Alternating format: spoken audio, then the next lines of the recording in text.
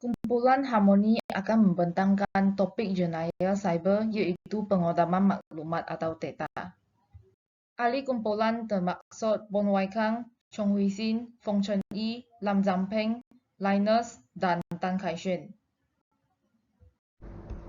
Saudari-saudari dan saudara-saudara, mari kita mula dengan merokakan dunia jenayah siber.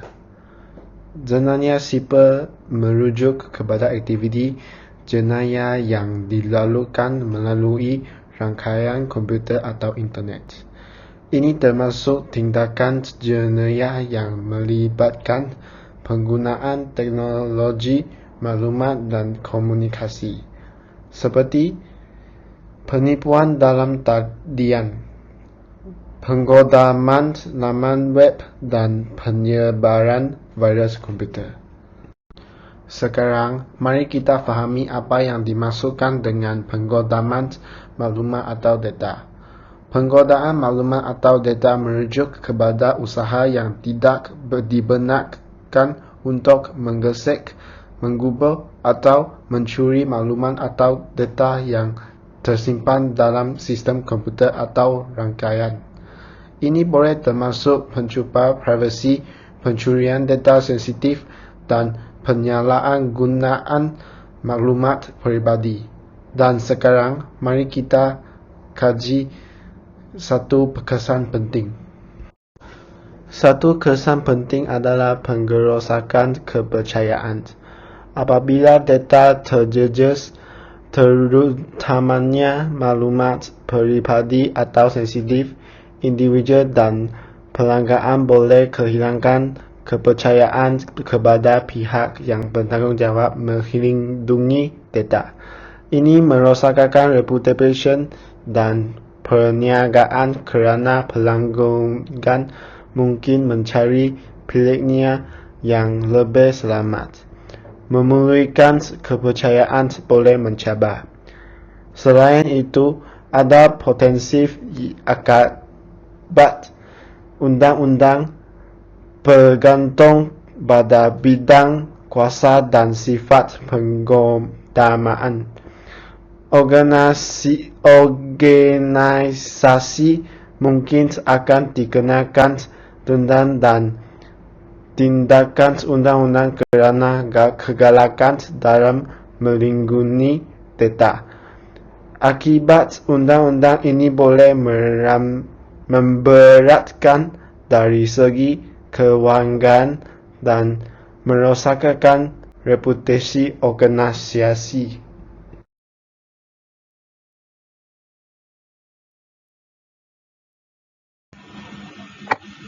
Jenayah cyber merupakan jenayah yang dilakukan melalui komputer dalam internet.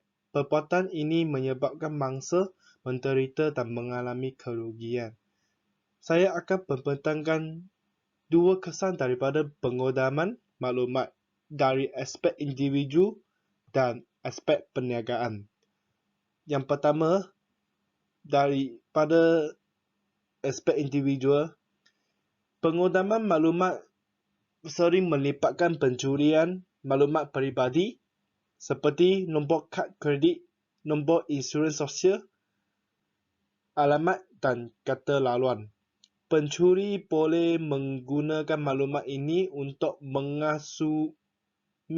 mengasumsikan identiti pengguna. Ia akan mengakibatkan kerugian kewangan dan masalah yang kompleks.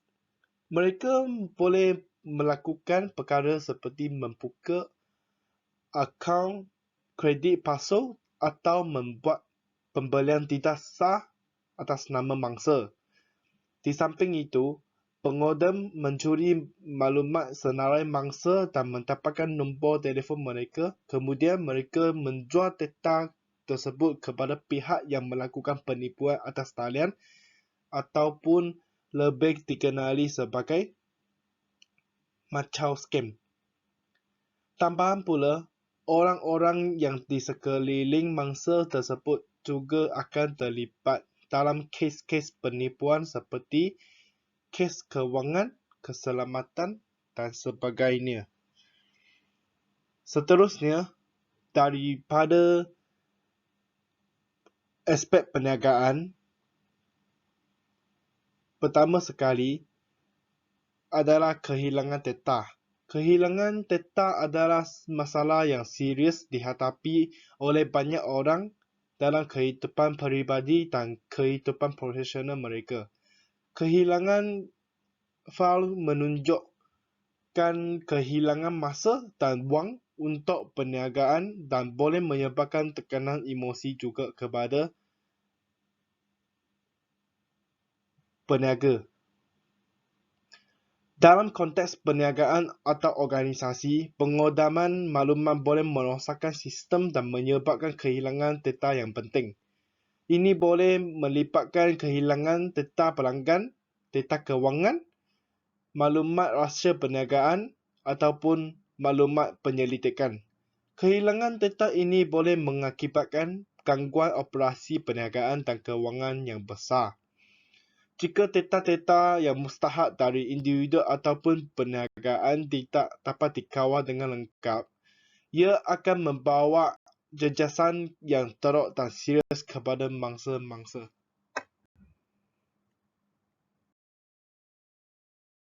Langkah untuk membentuk pengodaman maklumat adalah pastikan Anda menggunakan kata laluan yang kukuh untuk akaun internet Anda. Kata laluan yang kuat harus panjang dan termasuk huruf besar, huruf kecil, nombor, dan simbol unik. Jangan guna kata laluan ringkas seperti nama atau tarikh lahir. Langkah yang seterusnya untuk menangani jenayah cyber adalah dengan memberikan kesedaran kepada masyarakat akan ancaman sebenar jenayah cyber yang boleh memudaratkan kehidupan mangsa. Kempen melalui iklan di media cetak maupun digital perlu diperluaskan dan mencapai seluruh ahli masyarakat, terutamanya yang mempunyai pengetahuan cetek akan penggunaan teknologi hari ini.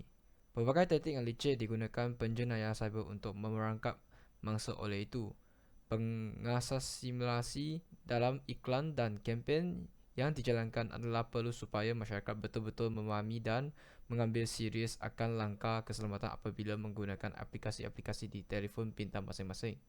Masyarakat juga perlu bersikap intelijensia dan mendani dalam menggunakan aplikasi teknologi hari ini dan peka akan taktik-taktik baru yang digunakan penjenayah cyber. Undang Malaysia berkaitan pengodaman maklumat ialah Akta Perlindungan Data Peribadi 2010 (PDPA). PDPA menetapkan peraturan untuk pengendalian dan perlindungan data pribadi. Ini termasuk menjaga data dengan teliti, memberitahu orang tentang cara menggunakannya, dan memberikan mereka akses kepada data pribadi mereka. Sekarang saya akan memperkenalkan undang yang kedua berkaitan pengodaman maklumat dalam Undang Malaysia, iaitu Akta Jenayah Komputer 1997. Dalam bahasa Inggeris, akta ini dipanggil Computer Crimes Act. Dalam akta ini ada banyak seksyen, tapi hari ini saya akan memperkenalkan dua seksyen sahaja. Seksyen pertama ialah seksyen 2. Komputer adalah peranti elektronik yang menjalankan fungsi pemrosesan data, termasuk penyimpanan dan komunikasi, tetapi tidak termasuk peranti yang tidak boleh diprogramkan seperti mesin type atau kalkulator asas. Seksyen kedua ialah seksyen 5. Pengubahsaian kandungan komputer yang tidak dibenarkan adalah menyalahi undang-undang di bawah Undang-Undang Jenayah Komputer. Sekarang saya akan memperkenalkan undang ketiga berkaitan pengodaman maklumat dalam Undang Malaysia, iaitu Akta Komunikasi dan Multimedia 1998. Dalam bahasa Inggeris, akta ini dipanggil Communications and Multimedia Act. Akta Komunikasi dan Multimedia 1998 ialah undang-undang Malaysia yang mengawal seliak industri telekomunikasi dan multimedia. untuk menemukan Suruhanjaya Komunikasi dan Multimedia Malaysia. Akta ini disebutkan untuk mengalahkan objektif dasar negara, mewujudkan rangka kerja pelaksanaan dan pengawasan dan mewujudkan kuasa dan tata cara bagi pentadbiran akta ini. Saya ialah Chong Hui Sin. Saya akan membentangkan kes pengodaman maklumat atau data yang pernah berlaku di negara Malaysia. Pada tahun 2021, terdapat kes pengodaman maklumat yang berlaku di Malaysia. Kumpulan pengodam yang telah melakukan serangan pengodam dikenali sebagai Kumpulan Anonymous Malaysia. Kumpulan pengodam tersebut didapati bukan kali pertama untuk melakukan serangan pengodam. Mereka telah memberi amalan kedua kepada kerajaan Malaysia melalui #OpsWakeUp21 yang bertujuan untuk melancarkan serangan cyber ke atas laman web kerajaan dan aset dalam talian.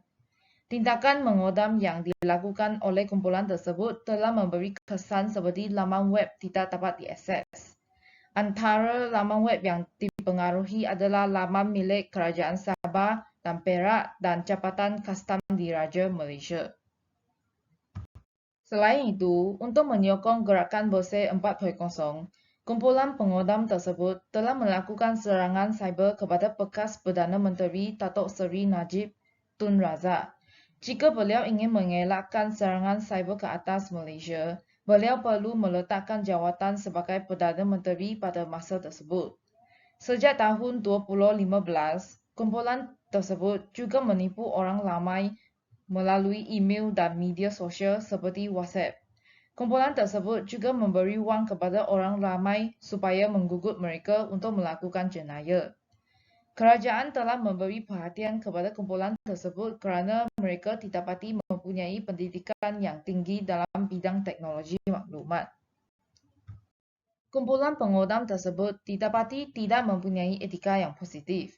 Nilai amanah dan nilai kejujuran tidak diamalkan oleh kumpulan pengodam tersebut kerana mereka telah mendapatkan maklumat atau data dengan tanpa izin seperti mengodam laman web kerajaan. Seperti yang kita tahu, tindakan tanpa izin dikenali sebagai penipuan atau pencurian. Tindakan mereka adalah tidak jujur kerana mereka mendapatkan maklumat dengan cara yang tidak sesuai. Mengodam laman web kerajaan adalah tingkah laku yang melanggar undang-undang. Nilai menghormati hak dan privasi pengguna tidak diamalkan oleh kumpulan pengodam tersebut kerana tingkah laku mereka yang mengodam laman web telah membocorkan maklumat dan privasi pengguna. Pengodaman boleh membawa kepada akses didasar kepada data pengguna dan maklumat peribadi yang sepatutnya dilindungi dan dijaga. Pengodaman maklumat dan privasi pengguna menjejaskan masyarakat dan persekitaran cyber. Nilai harmoni tidak diamalkan oleh kumpulan pengodam tersebut kerana tingkah laku mereka yang mengodam laman web kerajaan akan menyebabkan pengguna bimbang akan keselamatan maklumat peribadi dan privasi mereka. Harmoni masyarakat bergantung pada tahap kepercayaan dan kepercayaan antara individu dan institusi. Kepercayaan orang terhadap platform internet, pertubuhan dan sesama pengguna terjejas apabila maklumat dan privasi pengguna digodam. Ketiadaan kepercayaan ini akan menimbulkan ancaman kepada keharmonian dalam masyarakat cyber. Kesimpulannya, pengodaman maklumat atau data memberi kesan dalam kehidupan seharian kita. Semua pihak haruslah bekerjasama supaya dapat menyelesaikan masalah pengodaman maklumat atau data.